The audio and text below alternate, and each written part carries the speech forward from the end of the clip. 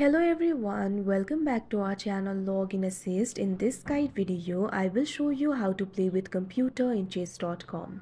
First of all, launch open chess.com application. Make sure you're logged into your account. Initially, you'll be led to this kind of interface. So if you want to play with computer, it is actually very simple. In the home interface right over here, you'll be able to find the option for play. Tap on it.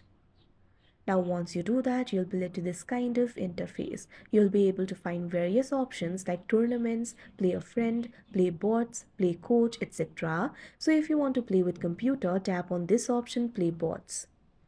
Now once you do that, you can see over here you'll be able to select the board that you want to play with. Simply tap on the option of your choice. Likewise, you'll also be able to select the type of match. Right now friendly is selected. If you tap on it, you'll be able to find various options over here. You'll be able to find the options like challenge, friendly, assisted, custom. Tap on the option of your choice. Now if you want to enable the bot chat, make sure this option is toggled on. Otherwise, toggle off this button.